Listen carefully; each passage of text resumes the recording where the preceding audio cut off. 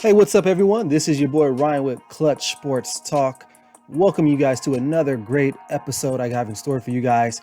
Appreciate you guys taking the time. For those of you who are listening on my podcast side via the Anchor Podcast app, Apple, Spotify, tuned in. Appreciate you guys. You can also hit me up on Instagram at clutch.sports.talk. Like anything that I see, or like anything that you see me put out there. And also, you can also catch me on YouTube. For those of you who are watching me on YouTube, appreciate you guys under Clutch Sports Talk. Hey, go ahead, hit that subscribe button, and then right next to it, to your right, there's a little bell. Hit that bell. It lets you know anytime I post something new. You guys go ahead and check it out. So appreciate you guys for enjoying anything that I put out on all my platforms. So got another great episode for you guys today. Going to be talking about NBA a little bit, some more in regards to the bubble. Also, we're going to stay in the NBA, and also with the NBA giving the permission for players to actually put some type of social activist type messages on the back of their jerseys. Some players are choosing not to, some are. I'll dive into that. Talk a little bit about Dak Prescott's contract. The non-contract, I guess, because he wasn't extended. He's going to play a 1-year franchise deal. And then also we're going to talk about the top 5 offenses, in my opinion, I think, in the NFL. So we'll just get straight into it, yeah? So let's go.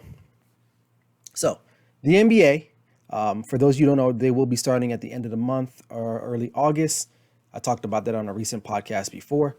But nonetheless, the teams have arrived in the bubble in Orlando. Yes, they have arrived in the bubble, which is great. Great news for you that love basketball. It's right around the corner.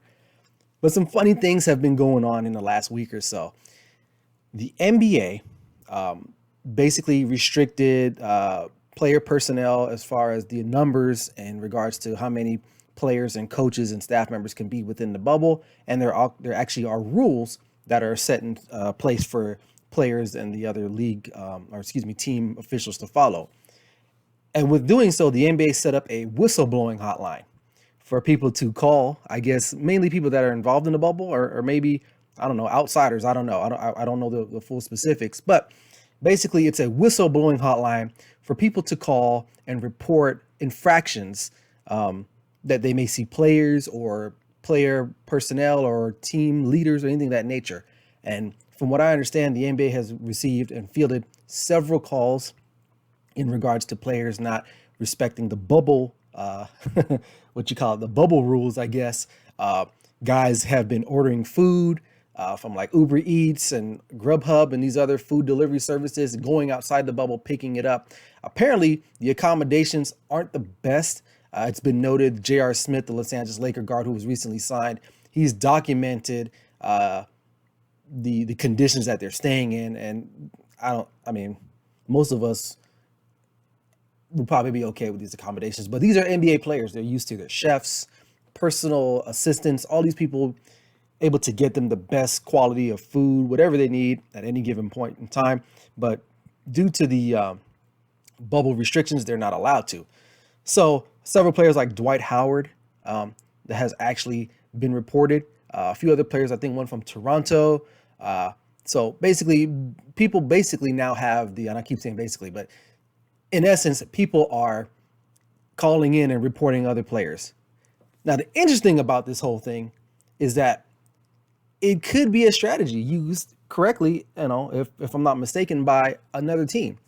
And another thing on top of that, how serious does the NBA take these calls? Because they're receiving a lot of them. But back to my strategy here on this. Say I'm the Clippers, right? I know the Lakers are a threat. What's from stopping me being a Clipper player calling in and being like, hey, you know what? I seen LeBron, man. He was over here getting some pizza or something across the street outside the bubble. And I got footage of that. Or I can call it in. Now, does the NBA react to that?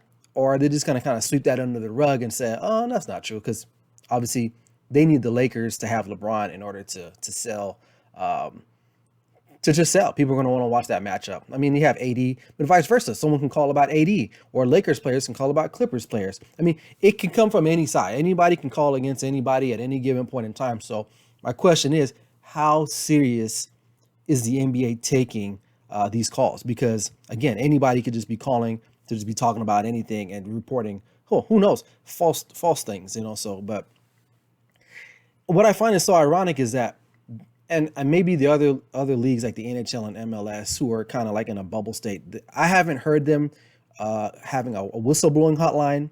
I know MLS started a week ago. Those teams are in a bubble. I haven't, like I said, I don't know. I just don't get it. Like, are NBA players that more? What's the best word? What's the best word? I guess are they soft? I mean, really, like they can't just stay in a hotel room, eat the food that's there. Look, I served several years in the military. I've been deployed overseas. Food hasn't been great all the time. You just deal with it. You're there to play a game. I know I get it. You're away from your normal comforts from home, food wise, your family. But come on, you're not staying at the Snooty Fox. For those of you who are from LA, you know what the Snooty Fox is. But it's not a great. It's a motel. You're not staying at a motel. Is the food great? Probably not. But look, you're there to play a game. Suck it up. Do you really need the Domino's or the Pizza Hut to be delivered to you? Probably not. But either way, people will be calling. I'm just interested to see how the NBA will react. I mean, it's kind of comical, really, if you really think about it, because again, this could be used as a strategy point uh, for other teams to maybe get other people in trouble. But I don't know. NBA, I think you're doing a little bit too much on the whole whistleblowing hotline thing. These guys are men. Let them be. And also, we've seen now players have to leave. Zion Williamson, he has to leave. I guess he has some family emergency that he has to tend to. So he's left the bubble.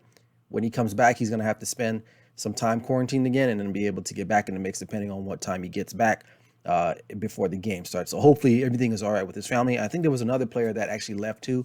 I'm not quite sure. And some players just didn't actually report because they're like, what's the point? Avery Bradley of the Lakers, Victor Oladipo from the Indiana Pacers, he decided not to play in the bubble, and a plethora. And obviously now you have James Harden just recently showed up in the bubble. Russell Westbrook, his running mate, he's got COVID or had it, so now he's quarantined. He'll catch up later. But the whole whistleblowing thing, I just don't get it. I just don't get it. So, but because there are a lot of people out there that's going to abuse it, and they're going to be calling for any little infraction. So we'll just see how the NBA handles that. But yeah, we'll see. You see my facial expression. I'm just over that. So sticking with the NBA announced actually they are letting players, instead of using their names on the back of their jersey, they can actually put some type of social activist type of slogan or something that they support on the backs of their jerseys. Notably, LeBron James decided, I'm not doing that. I'm going to keep James on there. Anthony Davis. Basically, all the major superstars have said, I'm just going to keep my name on the back of my jersey. Now, I haven't heard any reports of anyone actually putting something on the back. I know the women NBA, there are a few players that are going to be putting like Breonna Taylor, George Floyd on the back of their jersey, excuse me. But as far as the NBA is concerned, as far as their major players in the game, I have not heard any reports that that's actually going to be happening. So we'll see. Two sides of this. And one of my friends, she'll be watching or listening to this, but I'm going to play both sides here. Devil's advocates on both sides. So in regards to the NBA allowing these players to do that, it's a nice gesture. I get it. It's something different. It gives the players an opportunity to express themselves, especially Black or African American players. It gives them an opportunity to express themselves, like I said, and it's a nice touch. It looks good. It looks progressive in a sense that the NBA is supporting their African American employees, workers, players in a sense. So I'm for that. I'm for progression. Don't get me wrong. I am not of the mindset that things should be the same forever. Things do need to progress. I'm a progressive thinker. I would like to think that. Can I be judgmental sometimes? Yeah, of course. I think we all are at some point in our life. If not most days, we are judgmental. But I'm okay with change. It's a nice little touch the NBA is doing. It's a direction going in the right way. We're trending up instead of down, given where the league is, I don't know, 95%, 99, I don't know what the percentage is, but it's a high percentage rate of African American players, so I'm cool with that. Now the flip side, the one thing I will say is that, okay, you're allowing them to put that on the back of their jerseys, but who cares at the end of the day? Really, who cares? It does look nice. It's garnishment, but is that going to change what's going on in the country or in the world? Probably not. In most cases, it feels like companies now are trying to do, well, I won't say lip service, but they're accommodating to their African American employees, things of that nature, and not just like professional sports, just companies in a whole. They're trying to make it known that they're for equality. They care about their African American employees, yada yada yada, which is cool. But having the name on the back, or excuse me, having some type of slogan on the back of the jersey, I don't really think that's going to do much. Let's just stick to protesting, I guess, going out and making a difference in your community. I think that's where the NBA needs to focus their efforts on, because here's the nuts and bolts of it. Unless it kind of goes back to when Kyrie Irving a few weeks ago was basically saying, they shouldn't play the season because it takes away from what's going on in the world. It could be a distraction. Yeah, he's got a point. But back then when I recorded that podcast, I also did say that he probably wasn't the right messenger. The message was good, but he wasn't the right messenger to distribute that information. And LeBron has come out earlier in the week and just said, you know what, I'm going to keep James on the back of my jersey. And so if King James, arguably the best player still in the league, that he's at least the most recognizable basketball player we have in the world. If he's saying, you know what, I'm not going to put anything like BLM or Breonna Taylor or George Floyd on the back of my jersey, I'm just going to keep it James. It is what it is. I mean, it's like I said, it's still a nice touch. It's still a nice gesture for the NBA. But at the end of the day, it's almost like a drop of water in the ocean. That's my personal feelings on it. But I don't disagree with it. But I kind of wanted to share both of my views on both sides, because I'm the type of person that I do want to get both perspectives of it. And I just don't want to say, I hate it. It's a dumb idea. Let's not do it. It's stupid. I want to listen. I want to see the information that's being given to me. Therefore, I can relate it to you guys, and you guys can make your own opinions on what you think is right or what's not right. And that's the beauty of this show, is that not all the time, I'm going to be out here just telling you guys what's my personal opinion. I'm going to just give you facts, and it's up to you guys to decide what you want to do with that information. So that's what this show is all about. Coming in the clutch with Clutch Sports Talk with me, Ryan Flowers. But yeah, NBA, nice gesture, but I don't know if it's going to do too much anyway. If your top superstars are not willing to do it, it's just kind of like, who cares? The ninth, 10th player on the bench is having something on the back of his jersey, which you probably won't see anyway because he'll still have his warm-ups on. So anyway, NBA, you're trying, but got to do some other things other than that. So, it is what it is. So enough with the NBA. For you Cowboys fans out there, or non-Cowboys fans out there, there was something going on in Dallas as usual. And that's my team. That's my squad, Dallas Cowboys, yada, yada, yada, as you can see back there. So Dak Prescott, fourth round pick, going into his fourth year, I believe, as the starting quarterback for the Dallas Cowboys, was not given an extension. The deal was a last minute deal was made, but it was rejected by Dak Prescott in his camp. He's slated to make, I think, $31 million, I believe, on the franchise tag. He's looking for a deal somewhere between 4 and 5 years, 42 to 45 million guaranteed a year. And the Cowboys really they weren't willing to budge on the extra year. I think he wanted 4, they wanted to give him 5, and they didn't want to give him 5. So he said, you know what? It is what it is. So here's the thing. For those of you who know Cowboys fans, they can be delusional. I will say that. Pretty outright ignorant. I get it. I've gotten all that. I'm not that guy. I'm going to keep it real for you guys. Is Dak Prescott worth the money that Patrick Mahomes received? No. By no stretch of the imagination is that even plausible, okay? He's just not worth it. He hasn't done enough as far as, winning the Super Bowls, division titles. I mean, if you're a Cowboys fan, you don't care about division titles, man. You want to win Super Bowls. That's what this organization is all about. I think that both parties are kind of not in the wrong, but they could have been some things that happened. Like the Cowboys let this go out too long. Uh, they could have got this deal done last year and extended him. Like most of his counterparts that were drafted in his draft class, they're all assigned to extensions. Goff, Wentz, and neither one of them have done anything like Dak Prescott. Now, Jared Goff has made a Super Bowl. I give him that. But a lot of that is probably due to just his coaching. Carson Wentz won a Super Bowl, but he was hurt. But Dak actually has better numbers. He has a better winning percentage. He's better than those guys right now, as of right now. Does he have the arm talent maybe like some of those guys? Probably not. But he's definitely a winner. He's won a division, 3 out of 4 years that he's been there, I think. And so the Cowboys missed an opportunity to actually sign him to an extension when they needed to. But in all fairness to the Cowboys, I think that they did make a pretty sensible offer to him. And Dak said, you know what? I'm just not with it. And rightfully so. I'm all about the athlete trying to get their money at some point, but sometimes you got to look at it and say, you know what, man, like this is a pretty generous offer considering you're a 4th-round pick. And trust me, I love Dak. I want him to be the quarterback of the Dallas Cowboys.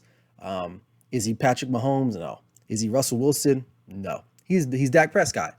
And considering, he's been an underdog his whole career, even going into college. He wanted to go to LSU. He's from Louisiana. Wanted to go to LSU so bad. He was invited to one of their camps as like a junior, senior. When they didn't extend an offer to him, he was devastated. He went to Mississippi State, grinded, took the starting job, led that school to one of their best years ever in their program's history. I think they were like ranked number 2 or 1 at one point. Ended up leaving, gets drafted in the 4th round by the Dallas Cowboys. Tony Romo goes down, and they make the decision to let him start and even keep the starting job when Tony Romo was healthy again. And so, but right now, Dak has no leverage. He doesn't. And I'm just speaking from the honest truth, is that fact that he has one of the best offensive lines in the league. The wide receiving core, I think, was voted number 2 by Pro Football Focus. I think that was the Pro Football Focus. They ranked the the wide receiver core number 2, with Michael Gallup, Amari Cooper, and they just drafted CeeDee Lamb. You got arguably one of the best running backs in the league in Zeke Elliott, and you have a solid coach coming in, a Super Bowl winning coach. So things are set up for him right now. A lot of people feel that maybe Andy Dalton could probably take this team further than Dak Prescott. And so that's why the Cowboys have more leverage at this point in time. And therefore they're like, you know what, we don't need to offer you any more money. We gave you a solid offer. Now, here's the thing. Here's the caveat to that. If Dak comes out and he balls out of control, I'm talking about throwing almost for 4,000 yards, 20 plus touchdowns, a low interception ratio. They win the NFCs, say they go to the conference championship. Now, the Cowboys, instead of locking him down because of that 1 year that he wanted, now his price goes up. And now you got to pay him even more money because now he's like, yeah, see? Yeah. And say they don't sign him to an extension. They can tag him again, and that's going to go up almost like another $30-40 million that they're going to give him for 1 year. So either way, Dak is going to get his money. He's going to get $31 million this year off the bat. Just boom, here you go. $31 million and another additional $30-40 million next year if they tag him again. So Dak is, I won't say he's in a catbird's position because he wants something more long-term. Because here's the thing. He can get hurt. And boom, there's your want. There's your career. There's your money. Yada, yada, yada, right? So it's a very precarious situation. There's always something going on in Dallas. As a Cowboys fan, it's mind-boggling that we always are in the news. And it's usually not because we're winning. It's because we always got some type of sideshow thing going on in the background. So I just don't get it. I really don't. But as far as Dak making his money, he's going to have to play out this year and see what happens if we have a season. It looks like we will. And we're just going to see how he does. I don't doubt him. I don't bet against him because a guy like that who where the odds have actually been against him for quite some time. Um, I just feel like he's probably gonna do what he needs to do and make those changes, make the plays, and he probably will have to be paid eventually more than what the Cowboys actually wanted to pay him. So we'll just have to see. But he's not Patrick Mahomes, he's not Russell Wilson, but he's pretty solid. He's a solid quarterback. But I'll just leave it at that. So sticking with the NFL, a list was released not too long ago, a few days ago. Top 5 offenses in the league. Um, my list is a little different. It's kind of close. It's the same. I think they had the Chiefs number 1. Um, Cowboys were, Browns were number 2. Cowboys were 3. Um, who else was on there? I know. Oh, Tampa Bay Buccaneers were 4th, and the Carolina Panthers, which was interesting to me, was actually 5th. So I started thinking, okay, I could see number 1. Obviously Patrick Mahomes, top quarterback in the game, arguably. Tyreek Hill, Travis Kelce. They drafted a nice running back out of LSU, Edwards-Helaire. Solid. Andy Reid calling the plays or help calling the plays. Solid team. Solid offensive core. Obviously, we've seen that, how explosive they are. Cleveland Browns, on paper, legit. You got OBJ, Jarvis Juice Landry on the outside, David Njoku, he's asked to be traded, but if he stays there, solid tight end, very athletic, versatile, can stretch your defense, vertical type of tight end. Nick Chubb, one of the top 5 backs, I think, in the NFL. Now, they lack at quarterback because Baker Mayfield, I don't think, is that good anyway. And this is his make it or break it year because obviously there's a new regime in Cleveland. They didn't draft him. They have nothing to do with him. So it's up to him whether he's going to stay there or not. His play will dictate that. Obviously, the Cowboys, I just talked about them a little bit, but the offensive line. And, offensive line is young. I know we just had the Cowboys center just retired, Travis Frederick, who is a Pro Bowler, all pro type center. But I feel like they can replace him with a Joe Looney who's played center for us before. But outside of Tyron Smith, the offensive line is pretty young. You got Lyle Collins. Like I said, Joe Looney at center could probably play there. What's his name? Martin at guard. I mean, we do have some players there. Obviously, like I said, you got Zeke, Tony Pollard. A lot of people don't really know who Tony Pollard is. He was drafted last year from Memphis. He is a kind of he can play running back and he can play wide receiver. You line him up. He can do all those types of things. He's like a poor man's Christian McCaffrey in a sense, because he played everywhere in Memphis, and that's why we drafted him. But I felt like we didn't use him enough, or we didn't use him and we didn't use him the right way. So that may change. Michael Gallup is emerging as a star in this league, hopefully. Amari Cooper, we overpaid him. I get it. But he's definitely a formidable receiver. And then you add CeeDee Lamb. It's going to be hard to double team any one of these guys. And if you double team one, you got single coverage somewhere on the field.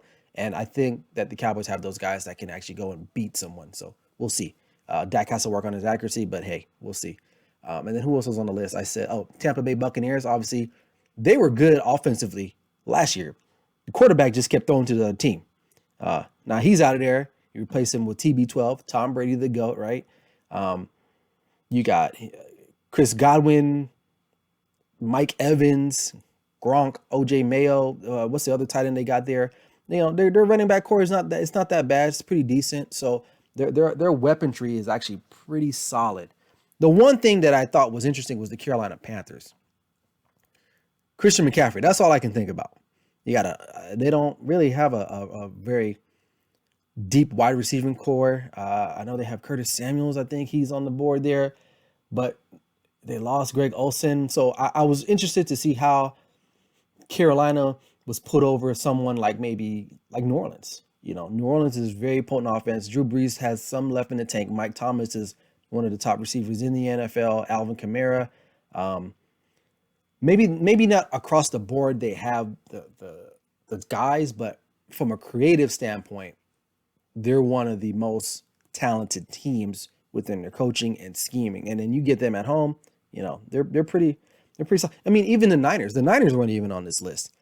They don't have like a number one wide receiver kind of guy, but their scheme alone is what makes them very potent, So I don't know what the list was actually based off of, but to have Carolina over those two teams, it's kind of a stretch. So we'll just have to wait and see. But for the most part, the rest of the list was actually pretty good to go in my estimation. But hey, like I said, I'm not in the NFL, but I watch enough football to know, what I see, and I can relate that to you guys, But you guys got to let me know what's going on out there. But anyway. Well, hey guys, hey, that's my time for today. I hope you guys enjoyed my show again. For those of you who are on the podcast side, I appreciate you guys listening to me on Anchor FM podcast app, Spotify, tuned in. You can also hit me up on Instagram at clutch.sports.talk, and go ahead and hit me up on YouTube for those who like seeing my beautiful face. You can catch me at Clutch Sports Talk. Hit the subscribe button, hit the little bell or the alarm thing. It'll let you know every time I put something up on here. So be on the lookout for my next show. And hey, don't be afraid to leave me some comments. Let me know what you think of the show. What do you want to see? I appreciate that. All the feedback. I appreciate you guys. Love you all. This is Clutch Sports Talk with Ryan Flowers. Never settle till the work is done. Let's go.